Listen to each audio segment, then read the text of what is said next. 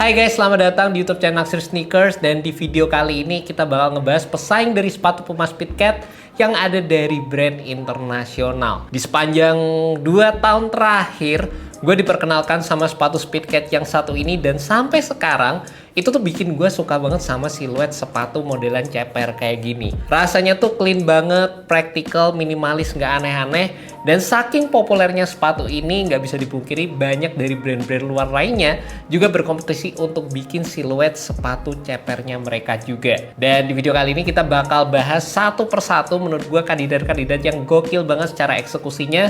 Dan mudah-mudahan di akhir video kita bisa nemuin pesaing Speedcat terbaik di video kali ini. So without further ado guys, let's check it out and stay tuned. Yang pertama ada Nike Moon Shoes, dimana ini jadi salah satu sepatu Nike yang bersejarah banget guys. Nike akhirnya ngebongkar lagi vault mereka, dan di tahun ini kita bisa ngedapetin siluet dari sepatu pertama Nike yang menggunakan waffle outsole di bagian bawahnya. Ini by the way jadi salah satu inovasi awal dari brand Nike, dimana mereka menciptakan rubber outsole yang patternnya kayak gini. Dikarenakan pada masanya lapangan lari yang digunakan sama atletnya Nike emang membutuhkan perubahan dari sisi outsole yang digunakan. Kalau ngomongin dari sisi looksnya, sepatunya juga kelihatan minimalis, slim, gak aneh-aneh, dan looksnya kelihatan vintage banget. Secara ini merupakan sepatu yang pertama kali dirilis pada tahun 70-an. Gara-gara nyobain sepatu ini, gue tuh jadi kayak appreciate banget perkembangan teknologi di sepatu zaman sekarang, dimana teknologinya udah berasa lebih canggih, jauh lebih advance gitu dibandingkan sama sepatu ini. Dan gue nggak kebayangin juga sih pada tahun 70-an orang tuh lari pakai sepatu yang build-nya sesimpel ini gitu loh guys. Tapi keren sih, cakep juga ini sepatu, dan harganya 1.549.000. Next ada sepatu New Balance 204L. Dan ini menurut gue jadi salah satu sepatu terbaik yang rilis tahun lalu, dimana mereka tuh bisa gabungin siluet sepatu yang ceper dikombinasikan dengan detailing mesh runner, terutama di bagian upper sepatunya. Rata-rata kalau modelan sepatu ceper itu kan biasanya looksnya lebih minimalis, simple. Bagian uppernya juga mostly nggak terlalu banyak detailing depth material yang dipakai. Nih New Balance berasa kayak beda banget gitu. DNA New Balance-nya masih ada banget di sepatu ini. Dan by the way, keinget juga sama versi Miu Miu yang beberapa tahun lalu juga sempat dirilis. Hype-nya juga mantep banget, harganya mahal tapi banyak yang suka. Sekarang mereka ngerilis sepatu ini yang menurut gue secara eksekusinya nggak kalah keren, tapi dijual dengan harga 1,6 juta aja. Jadi ini sih bisa dibilang jadi salah satu sepatu yang menurut gue keren banget sih rilisan dari New Balance. Dan sampai sekarang gue appreciate banget bisa punya sepatu ini, terutama di colorway yang satu ini, karena build materialnya juga menggunakan mostly suede, dan depthnya juga kelihatan mantep banget waktu dipakai. Selanjutnya ada Vans Super Low Pro yang menurut gue jadi salah satu varian paling terjangkau dari sepatu ceper yang udah pernah gue cobain sebelumnya. Harganya tuh 1.299.000, dan yang gue seneng sepatu ini tuh punya depth material yang cukup beragam. Ada penggunaan material nylon, ada penggunaan material suede, dan ada implementasi leather di bagian uppernya yang menurut gue bikin sepatu ini kelihatan garang secara keseluruhan. Desainnya terinspirasi dari sepatu klasiknya Vans Serio 84, dan yang bikin unik sepatu ini juga memiliki kontras stitching sehingga secara keseluruhan desainnya menurut gue cukup keren waktu dipakai guys.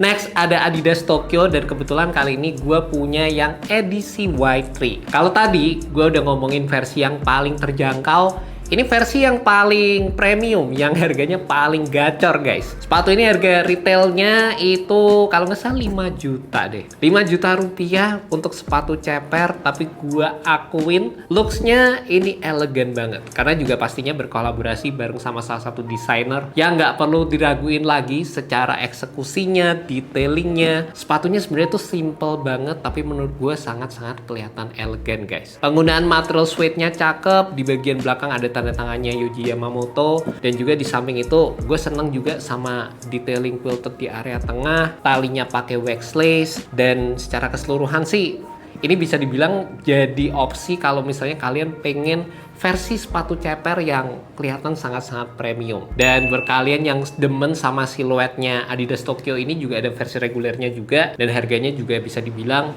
menurut gue bersaing dengan sepatu-sepatu ceper lainnya. Next ada juga Onitsuka Tiger Mexico 66, dan kali ini gue punya yang versi SD, dimana menurut gue versi dari Mexico 66 ini Jadi kayak jembatan gitu antara trennya Samba terus berjalan ke arah tren sepatu ceper di sepatu Puma Speedcat. Sepatu ini looksnya sebenarnya tuh ya nggak yang ceper-ceper banget, tapi ada esensi cepernya juga yang ditawarkan. Dan kalau ngomongin sepatu Onitsuka Tiger Mexico 66 ini, menurut gua udah jadi sepatu sejuta umat lah ya. Buat yang tua, buat yang muda, terus yang kerja, atau yang nyari casualan doang, menurut gua ini jadi definisi sepatu yang emang versatile parah. Dan untuk yang versi SD ini, gue demen banget cuy. Secara material, menggunakan build leather di bagian uppernya, ini gokil. Menurut gue materialnya mantep banget guys. Ditambah juga secara build sepatunya, ini secara kenyamanan kebantu dengan adanya insole Ortholite kayak gini, yang menurut gue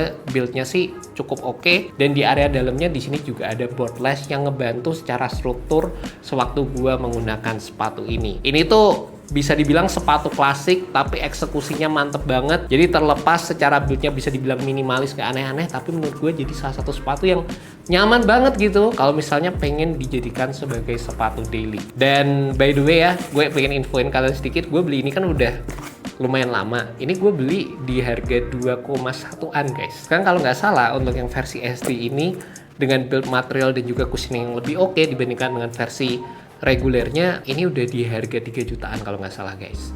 Mantep banget nih, Onitsuka Mexico Tiger 66. Ini sepatu yang menurut gua kalau kalian demen yang looksnya rapi-rapi, ini oke banget. And last but not least, ada sepatu Converse Chuck Taylor Low Pro yang menurut gue ini jadi salah satu versi paling terjangkau juga dibandingkan dengan beberapa sepatu yang udah gue sebutin tadi. Harganya sama kayak Vans, 1.299.000, tapi secara kenyamanan ataupun secara build yang ditawarkan dari sepatu Converse ini bisa dibilang cushioningnya paling tebal juga dibandingkan dengan beberapa sepatu yang udah gue sebutin tadi. Emang secara looksnya kelihatan sama-sama ceper, tapi sebenarnya ada midsole di bagian tengahnya ini yang di cover sama penggunaan material suede di bagian uppernya. Jadi di area sisi dalamnya menurut gue secara kenyamanan sih 11-12 sama sepatu Converse Chuck 70s. Dan buat kalian yang demen sama kenyamanan yang ditawarkan sama sepatu Converse Chuck 70s, ya kalian bakal demen sama kenyamanan yang ada di sepatu ini. Dan yang gue suka juga secara DNA-nya Converse itu masih mempertahankan banget area toe cap di sisi depan ini. Dan buat kelihatan sepatunya juga dibikin lebih sporty, ditambahin juga bagian rubber yang menjulur sampai ke bagian belakang sepatunya.